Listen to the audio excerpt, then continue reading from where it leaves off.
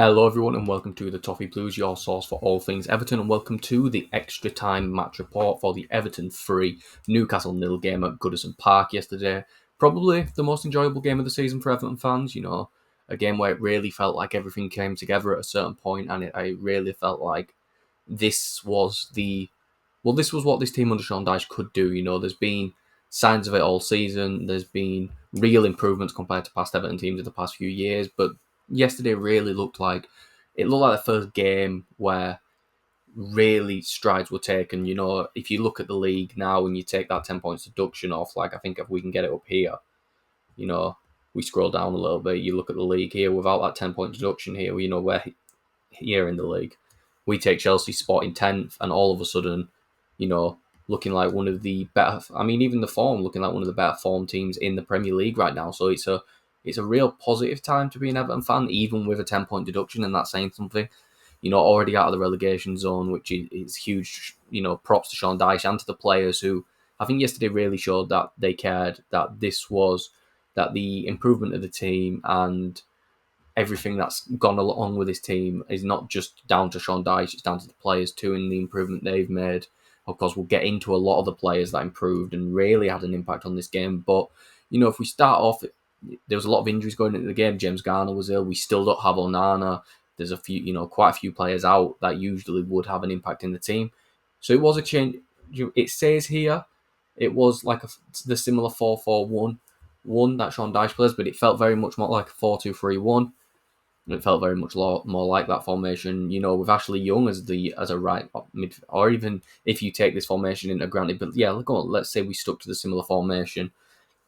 Then you see, Ashley Young as the right midfielder. You see Jack Harrison in the 10 role. You see, Seamus Coleman back in the side. You see a lot of changes to this Everton side that really made it feel like this was going to be a difficult game going against this Newcastle side that even with Newcastle's injuries and, Newcastle having an entire starting 11 out injured, if you looked at numbers, going into this game still looked a very difficult game. You still had some of the star players like Kieran Trippier, Alexander Isak, Guimaraes, Joe Linton, Anthony Gordon in recent weeks, so it really did look like this was going to be a difficult game, and especially with players like Anthony Gordon, who was on great form going into this.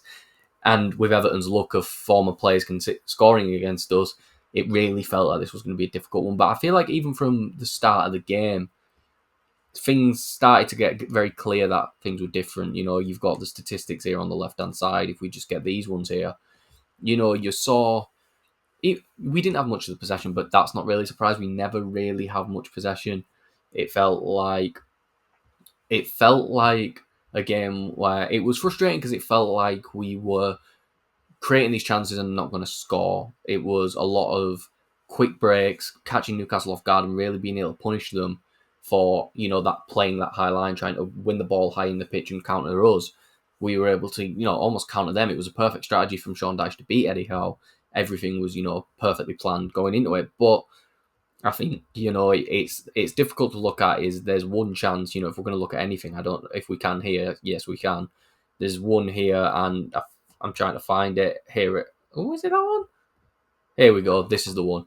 On the 39th minute, Dominic Calvert-Lewin, a 4-yard volley, chests it down and absolutely sends it flying over.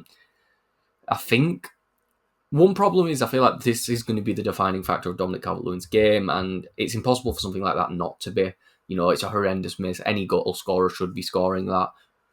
But I think it's still hard to say Dominic Calvert-Lewin had a bad game, but this miss especially it felt like this was going to be the catalyst of the game. The thing that people were going to talk about after the game, if Newcastle won, was that Calvert-Lewin had his chance to score and didn't take it when he really, really should have. And I think I don't want to talk about it too much because this is a game with so many positives and so little negatives that, I want to get the negatives out of the way as early as possible. And this being one, probably one of the only ones, really. I don't think anyone who actually started, or even the players who came off the bench, had a bad game, really. I think it's hard to give anyone any slander for the performance because I think like everyone had a good performance. Most of the players really impressed you. But, with this Calvert-Lewin one, like it says here, it came from a set piece.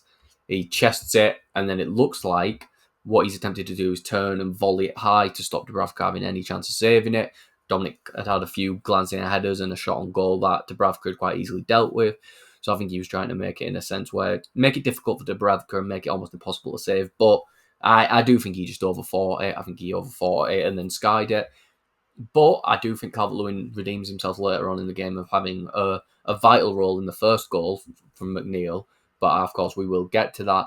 But at half time, I think it was a positive first half. I think it was really hard to not take any positives from that first half in a sense that you know there was a lot of good things to take. We were the better side comfortably, I think, and it looked like we should have scored. And it was more of a factor of take this into the second half, and then we could really see something good from it if we could just all we had to do was make sure that we took everything from the first half and just improve the finishing. And if we did that, then we'd probably score. But the worry was when Newcastle scored, the defence played very well again. Jared Branthwaite standing out once again as one of, if not the best player in this Everton team, to be completely honest. It's amazing how quickly he's adapted to the Premier League at such a young age. And yeah, he's got a big, strong physical figure, but at the same time, it's really impressive how quickly Branthwaite has, everything adjusted to become Everton's best player. There's a few really good players in this Everton side, in my opinion, and I think the fans are starting to agree with that.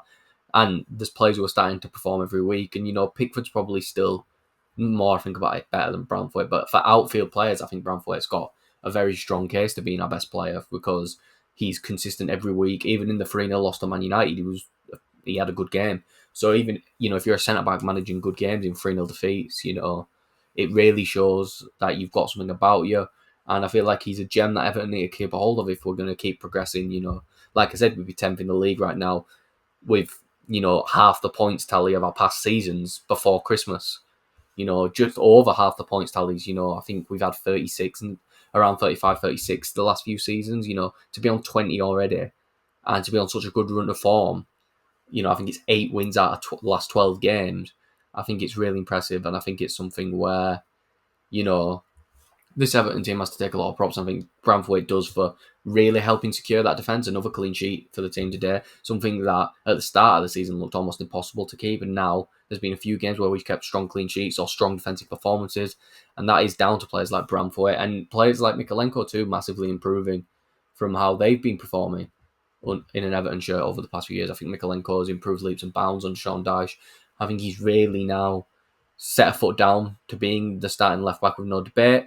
I think that is why Ashley Young's been moved to the right side. And of course, this game played in right midfield, and we'll get to Ashley Young later because I think Ashley Young had his best game in an Everton shirt, really good game. And, rolled the years back a little bit in his performance, to be honest with you. But yeah, in that first half, it really felt like if we could just amplify what we did in front of goal in the second half in a sense of finishing off the chances, then I really think we could do something here. And, if we have a look over here, it really felt like in the attacking momentum, you see that Newcastle just really couldn't find their way into the game. But then here was when it started to feel like in that start of the second half, that Newcastle could come back into things. I think Newcastle had a much better second half than they did at first. And I think you can see by how much closer things are. I think Newcastle really started to come into their own. I think the young lad, Lewis Miley, I think he was really good for Newcastle. I think he had a strong performance. But I think it's really hard to take. And I think, we have to mention him, Anthony Gordon. I think Gordon had the potential to have had a good game, but I just think he wasted so many good chances that he had. It surprises me that he didn't score, to be honest. And I think, he's going to be disappointed in himself. He didn't score. He's not an Everton player, so I don't want to talk about him too much. But it's a sense of where there's going to be a lot of disappointment in the Newcastle camp from Anthony Gordon because he had so many chances to score, so many good ones, and you he was desperate to score at Goodison Park after all the crap he's been given. But again, he just a poor in front of goal. And for someone who's had such a resurgent season compared to what he was getting slandered for last season, it's good for us. Like Gordon, that the entire attack really struggled. Alexander Isak, who's one of those players who could really cause trouble, didn't really do anything of note. Miguel Almiron, to be honest with you, I completely forgot he even played. You could have told me someone else played and I would have believed you, to be completely honest. But I think it's one of those where, at the start of the second half, Newcastle really started to impose themselves a little bit. They were more refined on the ball. They were starting to create chances. But it really, again, with some of the chances, it just felt like they weren't ever going to score, you look at it here going into the second half, you just really felt like, you look at the ball possession again, we were managed to claw back the possession a bit. They had the same amount of shots, much less shots on target, and a lot more shots off target. And it felt like the roles almost switched at the start of the second half, in a sense where Newcastle just weren't taking their chances at all, and it ended up costing them later in the game, because I feel like Everton really started to relish the chances they were given, and it was very late, and McNeil scoring in the 79th minute, but it felt like when Everton started to get those chances, they were taken. But of course, first thing we've got to talk about, James Coleman taking off in the 67th minute, I think it says here. Yeah, 67th minute. Coleman, it doesn't show his name here, but these are Coleman's stats. If we have a look at Coleman, I think he had an impressive game all around. 67 minutes at his age, coming straight off an injury where he hasn't played in a month. Fantastic. You see the heat map. A lot of him on his heat map spent in the opposition half, which is it's just time for how impressive Everton played that James Coleman was able to get so much freedom in the Newcastle half to play. But I think he had a great game, to be honest with you. Here they are, 3 clearances, 2 tackles. He wasn't dribbled past. Won all of his ground duels. He did lose possession 9 times, but I feel like that was because he was trying more passes. He was trying these forward passes. You can see the crosses and the thing. Again, I didn't have huge expectations of Seamus coming back. All this time being gone, his age, of course, being a factor. But once again, James Coleman proving of why he's been such a good servant for the club, coming in and immediately putting on an impressive game. I think it was sad to see that he had to come off at the 67th minute. It looked, and hopefully it's not an injury thing where he's out for a while. But Nathan Patterson again got himself an assist. Didn't do much with the time he had in the game, but again, I think he impressed enough, and especially his ball to Beto for the 3rd goal. I think it was a great pass down the sideline, and we'll get more into that 3rd goal when we have to go in detail, because it's arguably, besides the Harrison goal, the wonder goal, the best goal we've scored this season.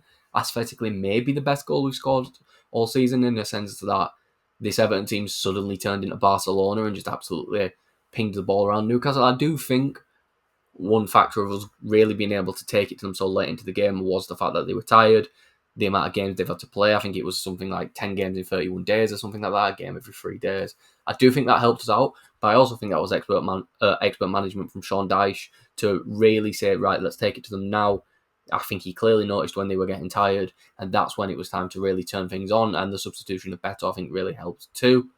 But if we get into that first goal, it's I think if we go into a bit of detail about it, some really great pressing to dispossess Trippier for the first time.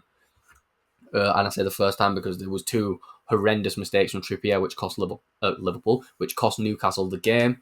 And I think it was one of those where it's really a promising sign of the pressing of this team, is that we're even in the 80th minute, and players who've played 80 minutes, Harrison, McNeil, Idrissa Gueye, Doucouré, are able to still press and go at people. And I think it's why Harrison mainly is the one I'll talk about, is why Harrison is someone Sean Dyche wanted. It's his ability to press, his ability to run, some great technical ability too. But I do think one thing we have to talk about is I think it's McNeil who dispossessed Trippier, but McNeil picks the ball up, drives towards the box, and I do think one thing they mentioned on the Amazon commentary, and so most people probably watched that on Amazon, they heard, was the dummy run from Calvert-Lewin. Calvert-Lewin had a good game, but I think that miss was really the highlight of his game. But I do think that dummy run to drag Jamal Lascelles towards him, which then gave McNeil enough room to fire that shot. I do think it took a bounce off Shah, but again, I'm going to give McNeil a credit. That's 2 games now where he scored a vital goal that's helped us win a game. You saw it against Nottingham Forest, and now you saw it against Newcastle. And I think McNeil had a great game all around. He of course gets the assist for the. He gets the. Did he get the assist for this? Did they count it as his assist? I saw some things. Yeah, so he's got an assist for the 2nd goal as well, which again great for us, because again McNeil's really impacting games, and he's having a real. If we have a look at McNeil here, I think we've got to talk about him, because again, here says he's the man of the match. It doesn't really surprise me. I'd probably say the same, but again, McNeil having you've seen how much McNeil's running with these red. You can't really see them because of the camera blocking them a little bit. So if I do that to move it down, you're seeing how much impact McNeil's having and how much he's running to cover that much space to have all these red heat map zones. But again, I believe he had the most touches for us, 64. 80% of his passes complete.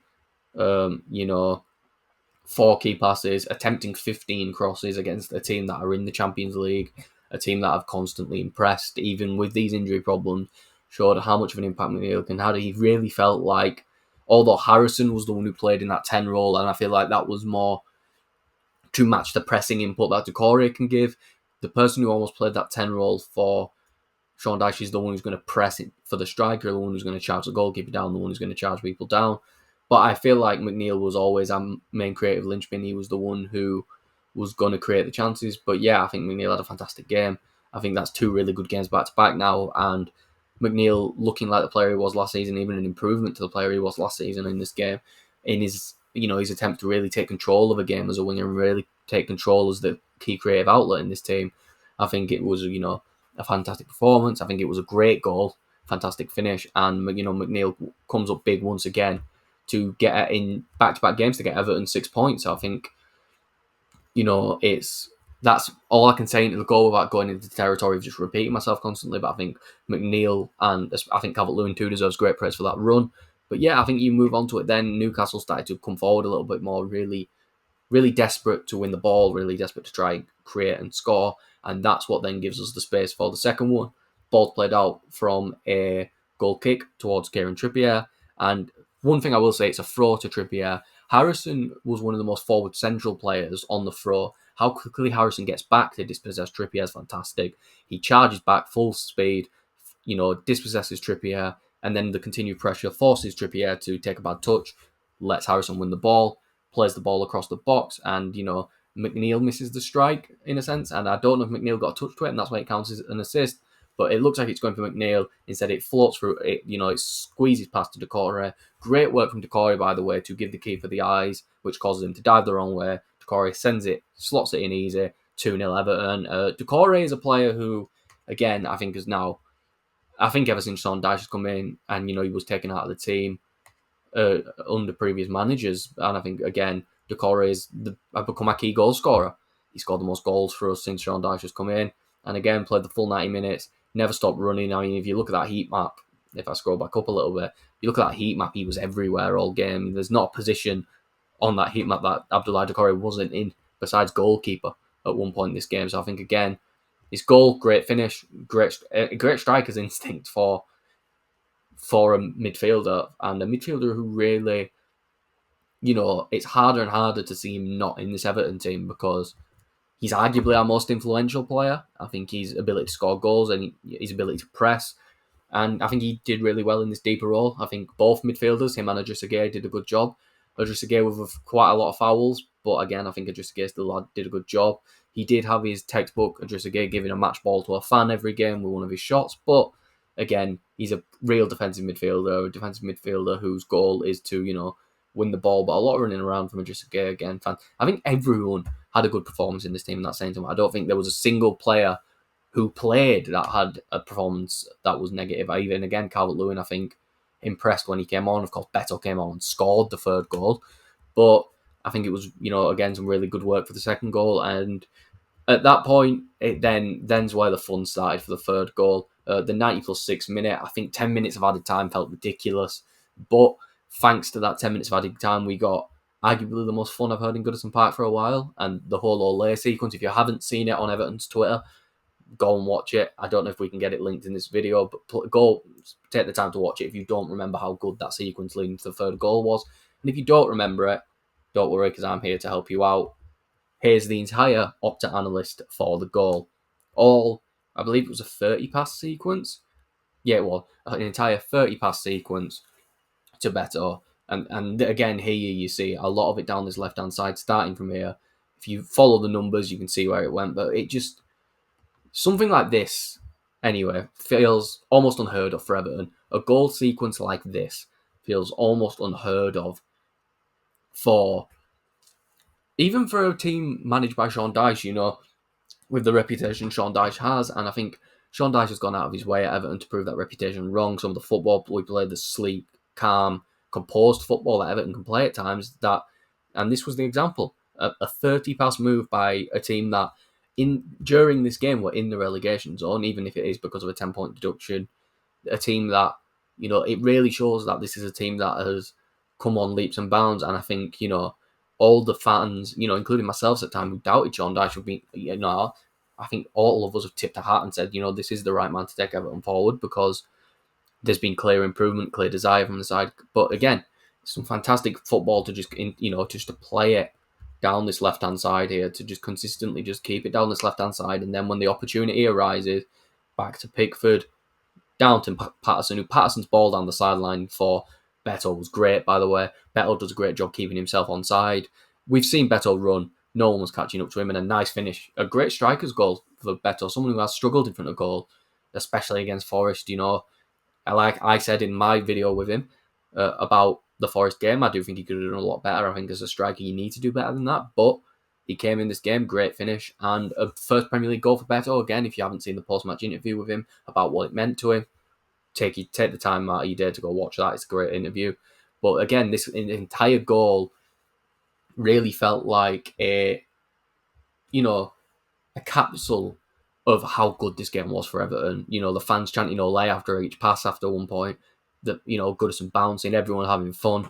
And then Beto with a calm finish gets his first Premier League goal. You can see how much it meant to him. And again, it was really just the cap to the best performance of the season, in my opinion, by a country mile, by the team. And for a team who was missing arguably one of their best players, arguably two of the best players in Onana and Garner, to come and do this, to come and have this much, to really put the foot down against a team who were playing in the Champions League, a team who, even with all these injuries, have still gone out and got impressive wins this season.